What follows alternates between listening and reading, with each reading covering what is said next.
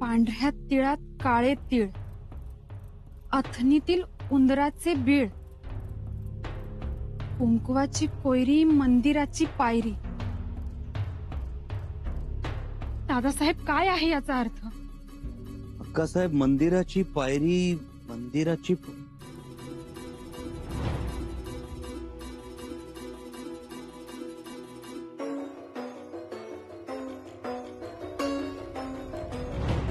मंदिराची पायरी. त्या दिवशी आम्ही मंदिरात गेलो तेव्हा पायरीवर जिलेबी ठेवली होती. जिलेबी म्हणजे मिठाई.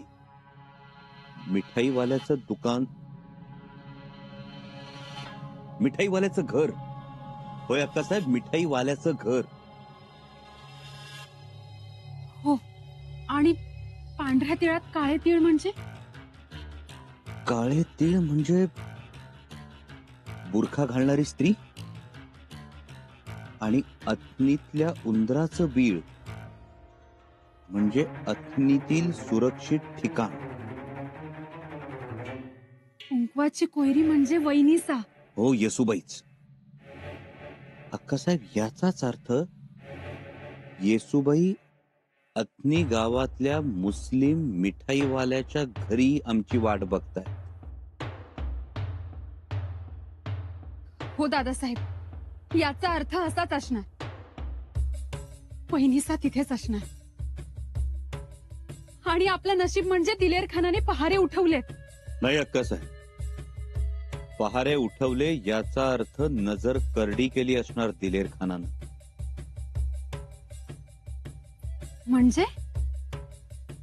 म्हणजे त्याने दाखवताना आपल्याला दाखवलंय की पहारे उठवले गेले.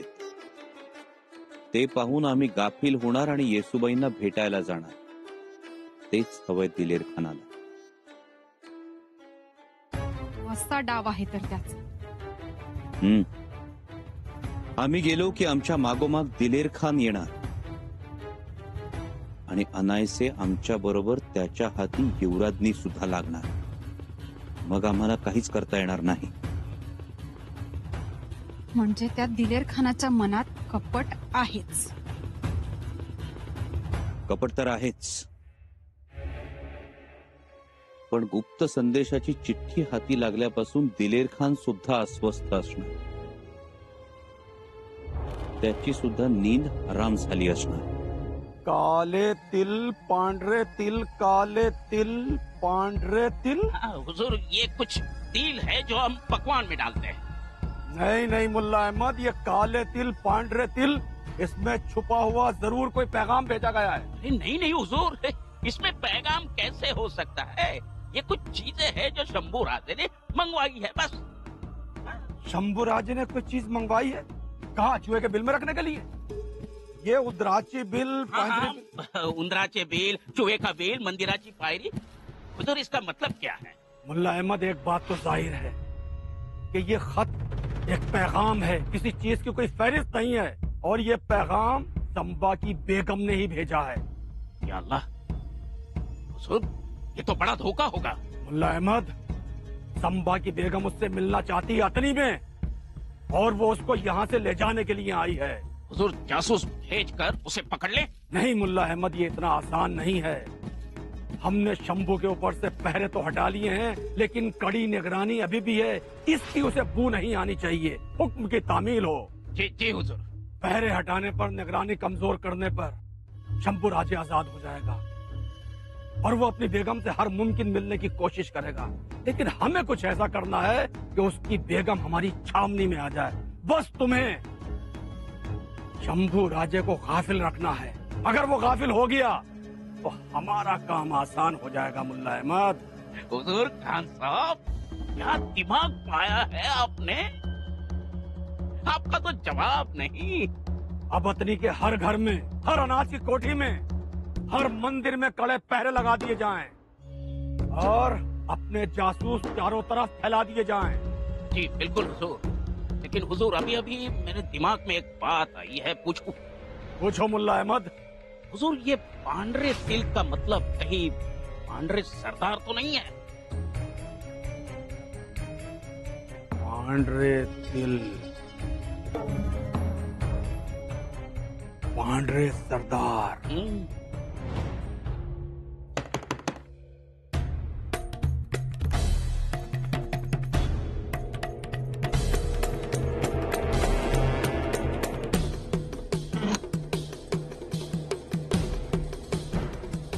कोण आहेस तू? युवराजनी बहिर्जी काकू. बाहेरचं वातावरण लय तंग आहे. जागोजागी चौकी आहेत. अनोळखी लोकांची तलाशी सुरू आहे. म्हणजे दिलेर खानाला संशय आलाय तर. होय, आणि आता अशा परिस्थितीत इथं थांबणं धोक्याचं आहे. पण मग भेट? युवराजनी ऐका, आता नका हट्ट धरू. आपण फार तर उद्याचा दिवस वाट बघू, पण उद्या रात्री आपल्याला निघावं लागल. बहिर्जी काका हो, तुम्ही निरोप तरी पाठवलाय ना? होय, मी निरोप पाठवलाय आणि माझ्या अंदाजाप्रमाणे त्यांना निरोप मिळाला अशी माझी खात्री आहे. पण काय? युवराजांभोवती सक्त पहार आहे. त्यांना शामियान्याच्या बाहेर येता येईल का याचीच खात्री नाहीये. ईश्वरा, युवराजनी माफी असावी, पर ह्या परिस्थितीत तुम्ही नायकांच्या सल्ल्याने चालावं. युवराजांना जर निरोप पोहोचला असेल तर युवराज काहीही करून येतीलच, आमची खात्री आहे.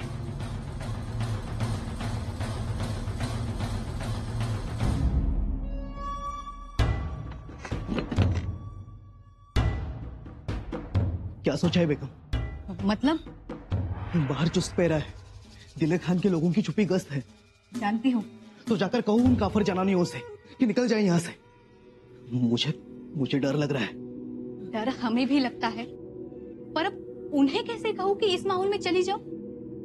मैं कुछ नहीं जानता. उनको घर में रखना मतलब खुद को मौत के मुंह में धकेलना है. मैंने उन्हें जबान दी है, ऐसे कैसे मुंह कर जाऊं? नहीं, मैं उन्हें नहीं कहूंगी जाने के लिए. तुम औरतों को समझाना ही मुश्किल है. कोड़ी भर की अकल नहीं है खुद को. हमारे खुद की जान खतरे में डालकर इन जनानियों को घर में रखने की जरूरत क्या थी? क्या भूल गए? शंभूराजी की वजह से हमारी जान बची है. मगर दिलेर खान को पता चला तो वही बची हुई जान नहीं रहेगी. इतनी एहसान फरामोश नहीं हूं मैं. उस दिन शंभूराजी ने हम जनानियों को हिफाजत से नहीं रखा होता तो किसी दोजक की यातना भुगत रही होती, अल्लाह जाने. वो सब बातें बाद में. हाँ बेगम, देखो जान है तो जहान है. तौबा तौबा. बंद करो ये तौबा. अगर दिलेर खान के आदमी आए और वैसी कुछ आफत आई तो मैं चुप नहीं बैठूंगा. सब कुछ बता दूंगा. कैसे मर्द हो तुम?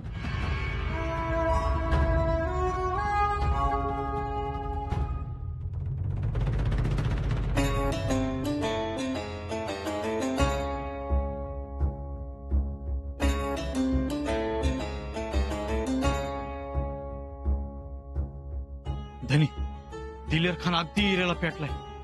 काय झालं? हातनीतल्या हर एक घरावर बारीक नजर ठेवायला सांगितली. कोणी सांगितलं? मी स्वतःच्या डोळ्यानं पाहिलं धनी.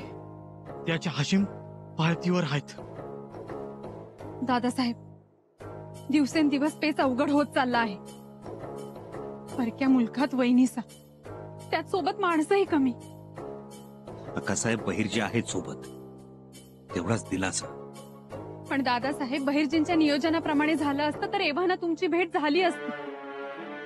अक्कासाहेब बहिर्जी सोबत आहेत, त्यामुळे येसुबाईंच्या सुरक्षेची चिंता तरी नाही. पण आता भेट मात्र लवकर व्हायला पाहिजे, कारण आमची भेट घेतल्याशिवाय येसुबाई माघारी जाणार नाही. आणि त्या जोपर्यंत माघारी जात नाही तोपर्यंत सगळ्यांच्या जीवाला घोर लागून राहील. हो ना, तुम्ही भेटा त्यांना आणि पुन्हा स्वराज्यात पाठवा. अक्कासाहेब, तोच तर प्रयत्न सुरू आहे आमचा. त्यासाठीच घाई करतो होता मी. त्यात आता दिलेर खानाचा संशयाचा डोळा वटारलाय.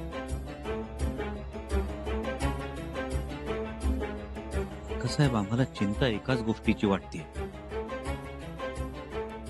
येसुबाईंनी आतताईपणा करून छावणीत शिरण्याचा निर्णय घेऊ नये. नको नको, त्या अगोदर दादासाहेब तुम्ही त्यांना भेटा. त्यांनी इथे नको यायला. साहेब, त्यासाठीच घाई सुरू आहे आमची. पण काय करावं तेच समजत नाही.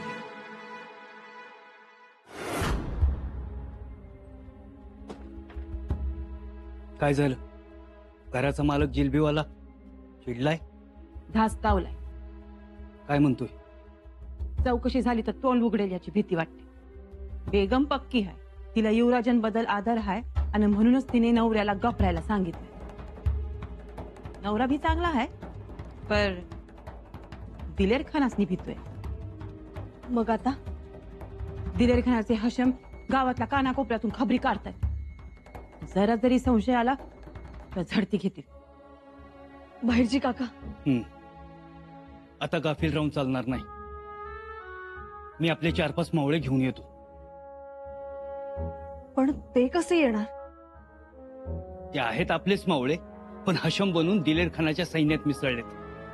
तेच दुकानाच्या आजूबाजूला थांबतील. मी येतो. परत येईपर्यंत हलू नका. गाडी सावध राहा. जी.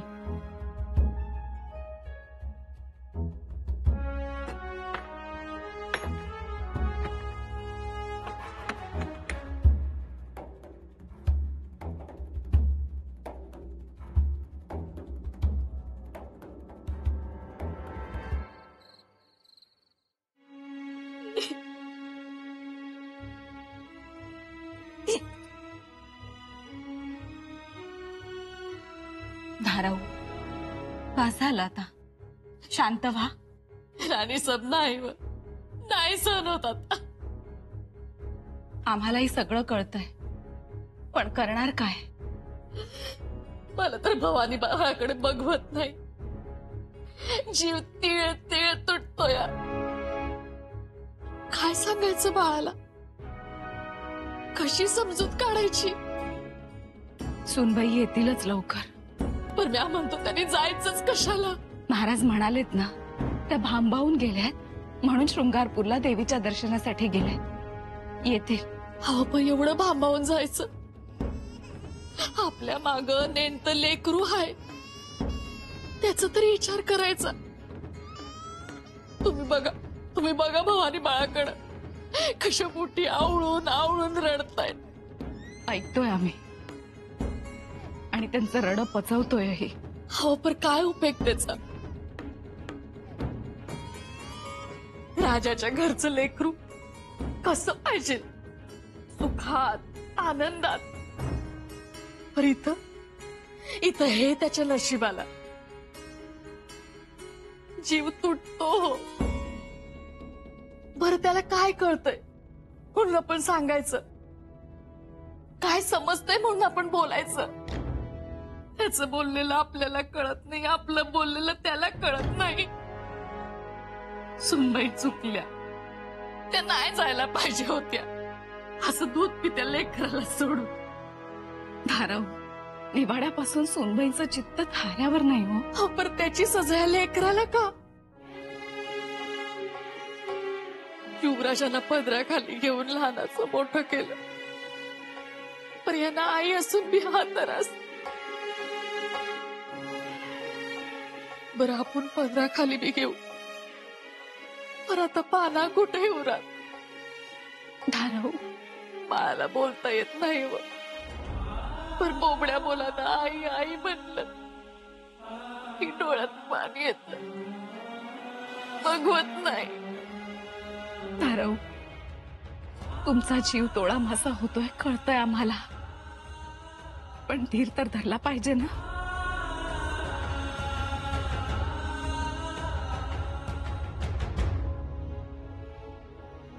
कुठे आहेत आता भवानी बाळ?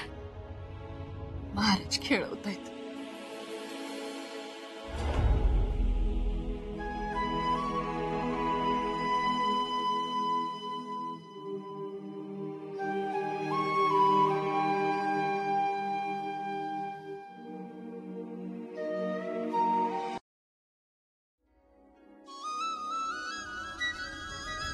कुठल्याही परिस्थितीत आऊसाहेबांचं आणि आबासाहेबांचं स्वप्न आपल्याला पूर्ण करायचं. स्वराज्य वाढवायचंही आणि त्याचं रक्षणही करायचं. येसू हे आपलं विस्तारलेलं स्वराज्य. हा नकाशा कुठेच उपलब्ध नव्हता, आम्ही तयार करून घेतला. आबासाहेब खूप खुश होतीलच, पण त्याही पेक्षा जास्त खुश तेव्हा होतील जेव्हा हा पिवळा भाग पाहतील. पिवळा भाग जो आम्ही घेणार आहोत, म्हणजे उत्तर दिग्विजय.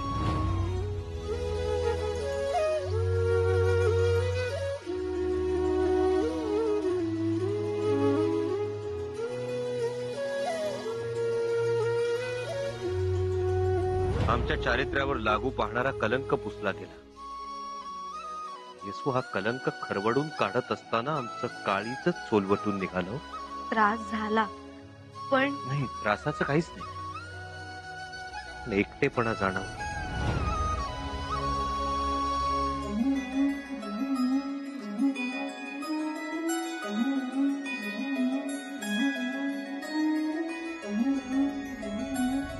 आज स्वराज्यातल्या किल्ल्यांची संख्या 300 आहे.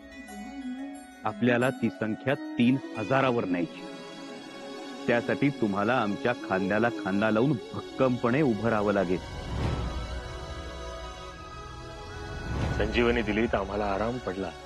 म्या काय ना केलं ते तुझ्या लेकरानं केलं. मला उचललं, पाठुंगळी घातलं, धावलं, वाटेतला काटा बघितला नाही, रक्ताची धार बघितली नाही, नुसतं जीव तोडून पळत सुटलं. एवढं कुणी कर्तव्य र बापासाठी.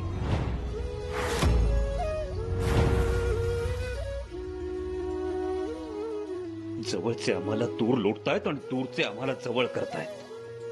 आपले आम्हाला शत्रू मानतात आणि शत्रू आम्हाला मित्र म्हणतात. काय वाढून ठेवलंय नियतीनं आमच्या नशिबात, कोणास ठाऊक.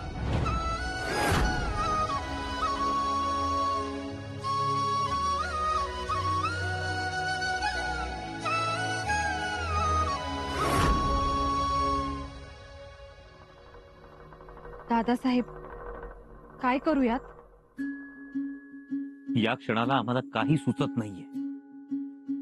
दादासाहेब, अक्कासाहेब, एकतर येसूबाईंनी यायलाच नको होत. बरं, आल्या तर नीट नियोजन नाही. आम्हाला काही कल्पना नाही. बहिर्जी एवढे वाकबगार, त्यांना सुद्धा माहिती नाही. याचा अर्थ आबासाहेबांना सुद्धा माहित नसणार हे तर स्पष्टच आहे. चिडू नका. चिडत नाही आम्ही अक्कासाहेब, नाही चिडत आहोत. पण आम्हाला जे करायचे ते बाजूला राहतं आणि दुसरीकडेच आमची शक्ती वाया जाते. दादासाहेब, त्यांच्या मनाचा विचार करा. एक पत्नी म्हणून त्या कुठे कमी पडतायत का हो? हे सगळं तुमचं राजकारण आहे, मान्य आहे. पण आज गेली 10 महिने झाले तुम्ही दिलेर खानाच्या तळावर आला आहात.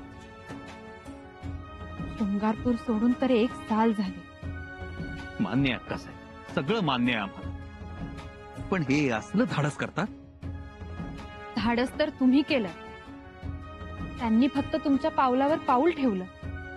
का साहेब, अंधाराचा फायदा घेऊन भेट घेता येईल. मुळीच नाही.